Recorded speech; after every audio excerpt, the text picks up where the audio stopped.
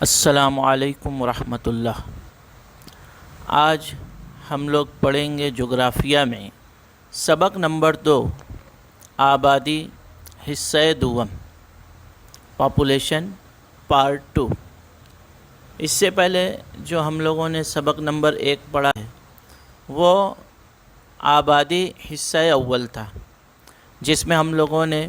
آبادی کسے کہتے ہیں، آبادی پر اثر انداز ہونے والے عوامل، اس کے بعد آبادی کی تقسیم، پھر اضافہ آبادی، اور اس کے بعد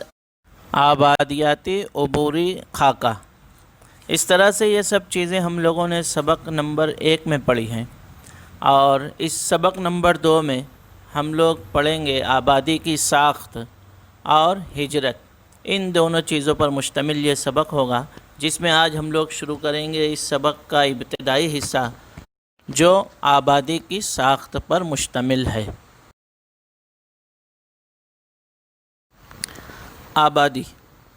آبادی کو انسانی وسائل بھی کہا جاتا ہے، اور اس آبادی کی طبعی اور ذہنی خصوصیات کسی بھی علاقے کی ترقی پر اثر انداز ہوتی ہے، یعنی کسی بھی علاقے کی ترقی اس بات پر منحصر ہے کہ دیگر جو قدرتی وسائل ہیں ان قدرتی وسائل کی طرح انسانی وسائل کو کس طرح استعمال کیا جاتا ہے۔ اس لیے کہ انسان کی معاشی سرگرمیاں بھی جو ہوتی ہیں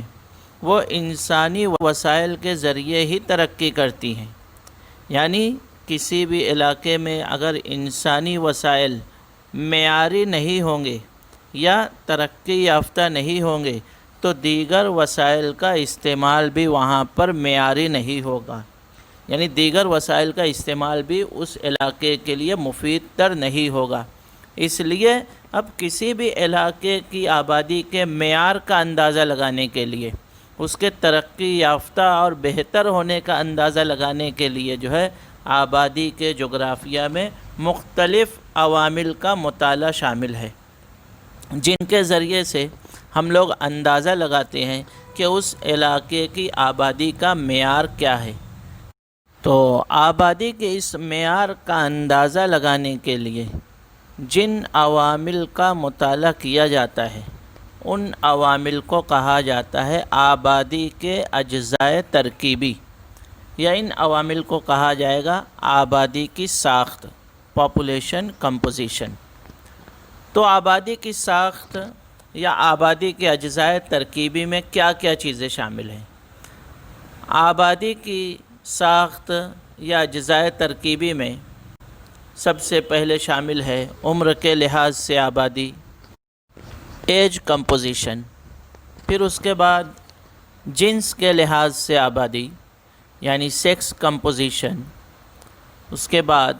خواندگی اور تعلیم کے لحاظ سے آبادی یعنی لٹریسی اینڈ ایجوکیشنل کمپوزیشن، اس کے بعد پیشے کے لحاظ سے آبادی یعنی آکوپیشنل کمپوزیشن،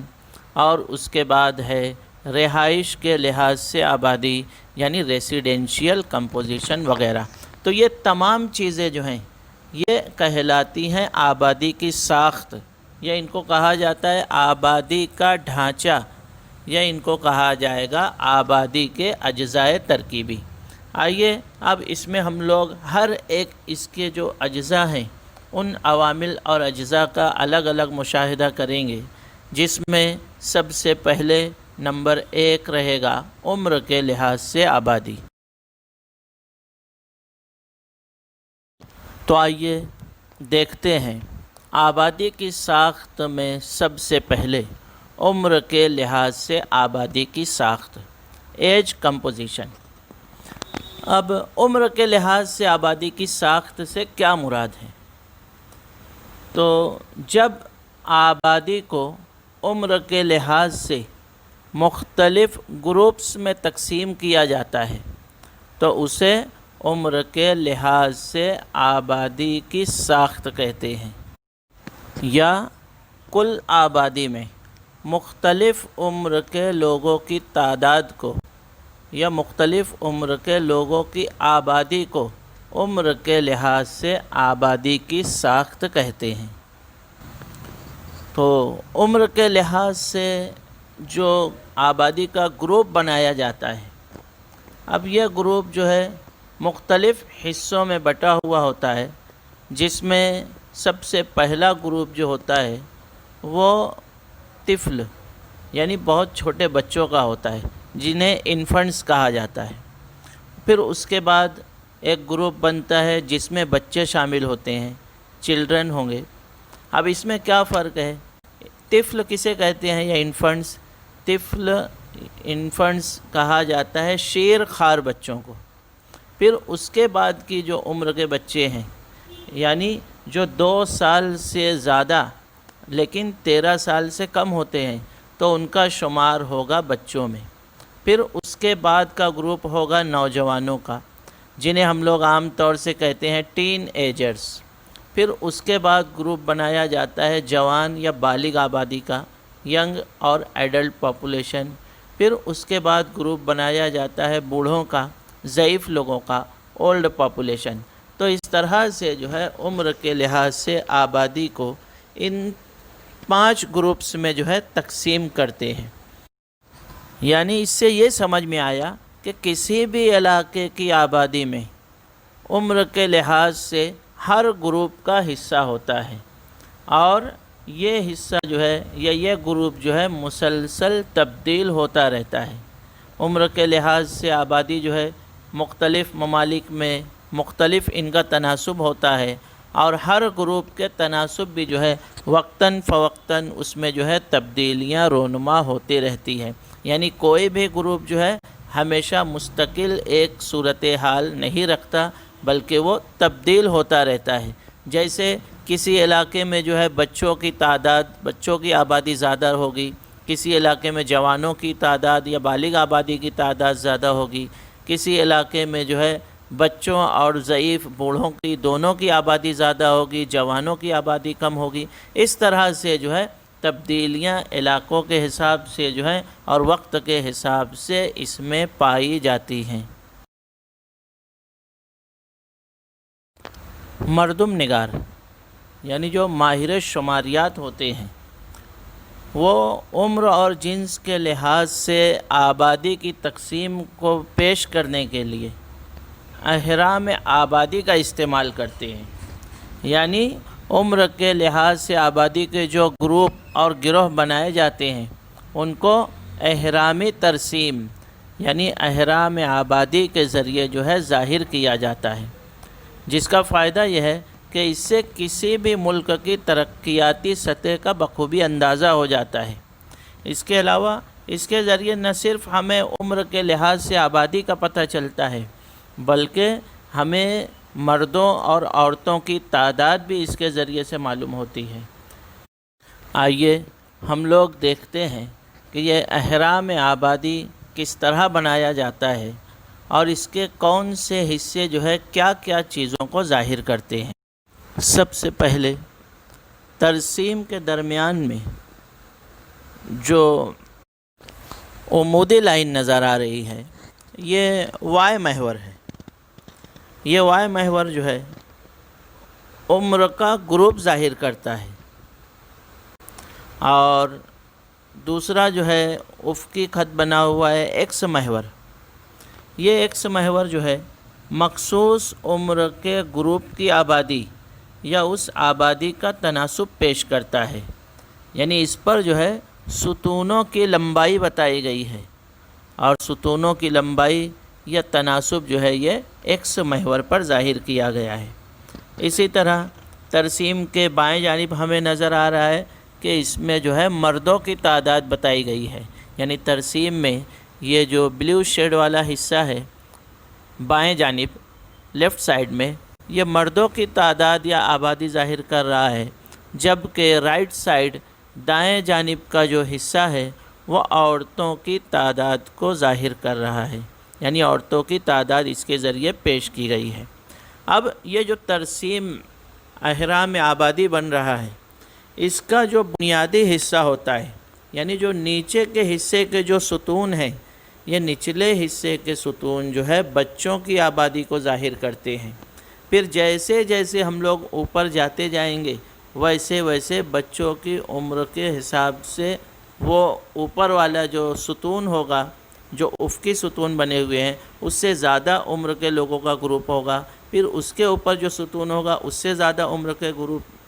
کے لوگوں کا گروپ ہوگا۔ یعنی جس طرح ہم لوگوں نے اس سے پہلے دیکھا کہ پہلا جو ستون ہوگا وہ انفنٹس کا ہوگا، طفل یا شیر خوار بچوں کا ہوگا، پھر اس کے بعد بچوں کا ہوگا، پھر جوانوں کا ہوگا، پھر اسی طرح جو ہے بوڑھوں کا ہوگا۔ تو اسی طرح جو ہے نچلا حصہ جو ہے وہ بچوں کی آبادی ظاہر کرتا ہے، اور احرام کا اوپری حصہ یعنی احرام کی جو چوٹی والا حصہ ہوگا یہ ضعیف لوگوں کی، ضعیف افراد کی تعداد کو ظاہر کرے گا۔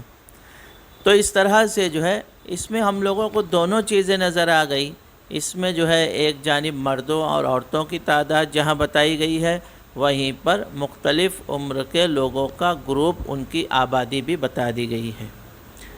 اسی طرح اب یہ جو احرام تیار ہوتا ہے، اس احرام میں بعض احرام ابھی ہم لوگ اس کی مختلف قسمیں دیکھیں گے، تو اس میں جو ہے بعض حصہ ایسا ہوتا ہے جس میں 15 سے 59 سال کے لوگوں کا جو گروپ ہوتا ہے وہ زیادہ ہوتا ہے، یعنی ان کی آبادی زیادہ ہوگی تو ان کی لائنیں بھی جو ہیں بڑی بڑی بنیں گی۔ تو اس سے یہ اندازہ ہوتا ہے کہ اس علاقے میں کام کرنے والی آبادی کا تناسب زیادہ ہے، یعنی غیر منحصر آبادی کا تناسب زیادہ ہے۔ لیکن اگر کسی احرامی ترسیم میں 0 سے 15 سال کی عمر کے بچوں کی تعداد زیادہ دکھائی دے رہی ہو تو اس سے ہم لوگ یہ اندازہ لگائیں گے کہ اس احرام میں جو ہے دوسروں پر انحصار کرنے والی آبادی کا تناسب زیادہ ہے، یعنی یہ لوگ جو ہے کام نہ کرنے والی آبادی میں شمار ہو رہے ہیں۔ اسی طرح اگر کسی احرامی ترسیم میں ہمیں 60 سال سے زائد عمر کے لوگوں کی زیادتی نظر آ رہی ہے تو اس کا مطلب یہ ہوگا کہ اس ملک میں ضعیف آبادی، بوڑھی آبادی کی تعداد زیادہ ہے، اور اس کا مطلب یہ ہوگا کہ وہ ملک جو ہے ان ضعیف لوگوں کے لیے طبی اور صحت عامہ کی سہولیات کے لیے بڑے پیمانے پر اخراجات کرتے ہیں۔ اب اس طرح سے جو احرام تیار ہوں گے، یعنی جو احرامی ترسیم بنے گی وہ مختلف قسموں کی ہوگی،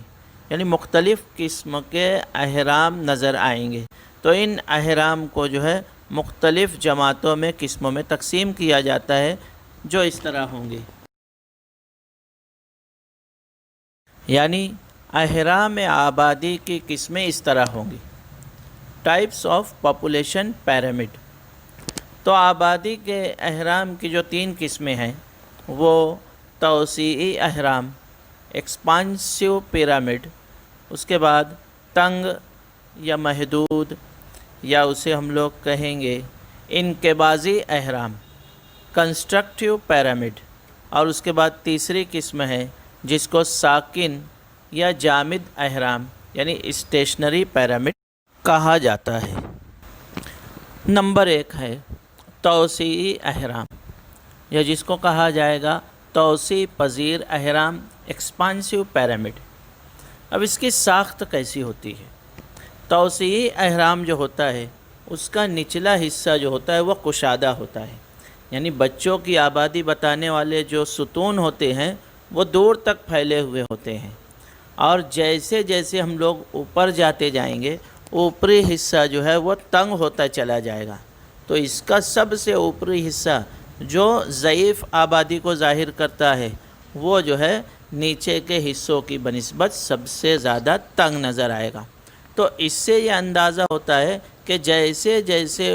مختلف عمر کے لوگوں کے گروپ کے ستون بنتے جاتے ہیں وہ یہ ظاہر کرتے ہیں کہ لوگوں کی شرح اموات بھی بڑھتی چلی جا رہی ہے، اور ہوتے ہوتے جب بالکل اوپری کنارے پر اس احرام کی چوٹی پر پہنچتے ہیں تو نظر آتا ہے کہ بوڑھوں کی آبادی انتہائی کم ہے، جس سے یہ اندازہ ہوتا ہے کہ یہاں پر شرح اموات زیادہ ہے۔ یعنی گویا یہ جو توسیعی احرام ہے یہ ظاہر کرتا ہے کہ اس کے ذریعے ہم لوگوں کو یہ سمجھ میں آتا ہے کہ اس علاقے میں جہاں کا یہ احرام آبادی بنایا گیا ہے اس علاقے میں شرح پیدائش بھی زیادہ ہے اور شرح اموات بھی زیادہ ہے، یعنی یہاں پر بچوں کی تعداد بھی زیادہ ہے اور اسی کے ساتھ جو ہے یہاں پر بوڑھوں کی تعداد کم پائی جائے گی۔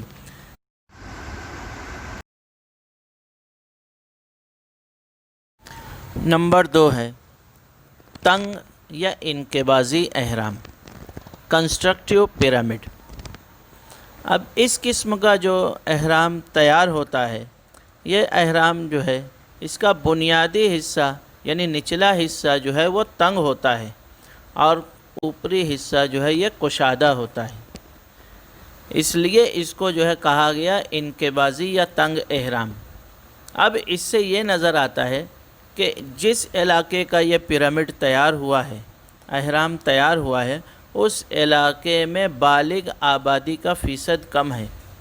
اور اس کے مقابلے میں جو ہے ضعیف آبادی کا تناسب زیادہ ہے، یعنی یہ احرام جو ہے ظاہر کرتا ہے کہ اس علاقے میں شرح پیدائش اور شرح اموات کی کمی ہے، تبھی تو احرام کا نچلا حصہ جو بچوں کی تعداد ظاہر کر رہا ہے وہ تنگ نظر آتا ہے، یعنی شرح پیدائش کم ہے،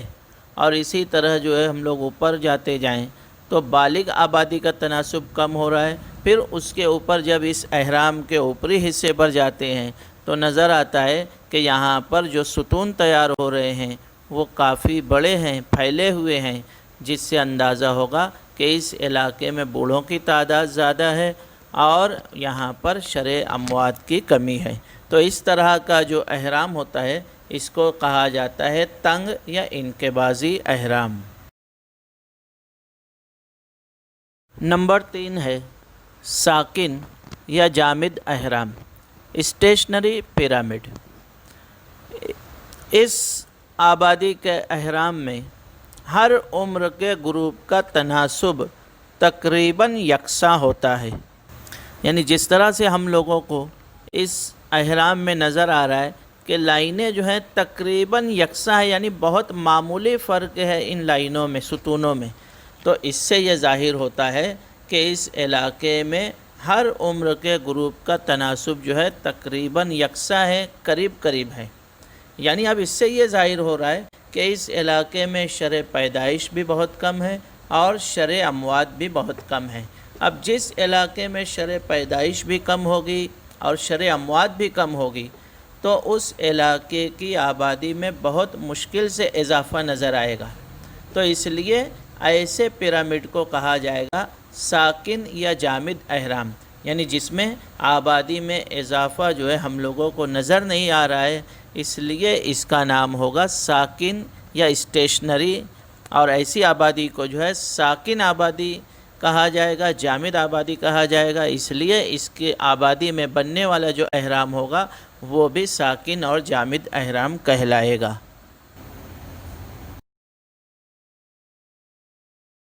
آئیے ہم لوگ دیکھتے ہیں کہ عمر کے لحاظ سے آبادی کی ساخت کی اہمیت کیا ہے، یعنی مختلف ممالک میں جو عمر کے لحاظ سے آبادی کے گروپس بنائے جاتے ہیں اس سے کیا نتیجہ اخذ کیا جاتا ہے۔ تو سب سے پہلی چیز تو یہ کہ عمر کے لحاظ سے آبادی کی ساخت کی جو قسمیں ہیں یعنی جو گروپس ہیں وہ ملک کے مستقبل پر براہ راست اثر انداز ہوتے ہیں، یعنی عمر کے لحاظ سے آبادی کی ساخت جو ہے کسی بھی ملک کے مستقبل پر اثر انداز ہوتی ہے۔ دوسری اہمیت یہ ہے کہ اس کے ذریعے سے ضعیف آبادی اور بچہ آبادی کسی علاقے میں ہم لوگوں کو نظر آتا ہے کہ ان دونوں کی زیادتی ہے، ان دونوں کی آبادی زیادہ ہے، تو اس سے یہ سمجھ میں آتا ہے کہ اس ملک کی معیشت پر ان کی وجہ سے یعنی ضعیف اور بچہ آبادی دونوں کی وجہ سے جو ہے زبردست بوجھ پڑتا ہے، یعنی یہ دونوں جو ہے بالغ آبادی پر منحصر ہیں، ان کا شمار جو ہے کام نہ کرنے والی آبادی میں ہوتا ہے، اس لیے یہ جو ہے بالغ آبادی پر بوجھ ہوتے ہیں، جس کی وجہ سے ملک کی معیشت پر بھی بوجھ یہ سمجھے جاتے ہیں۔ اس کے برعکس اگر کسی پیرامڈ میں اہرام میں ہمیں نظر آتا ہے کہ اس اہرام میں کام کرنے والی آبادی یا بالغ آبادی کا تناسب زیادہ ہے،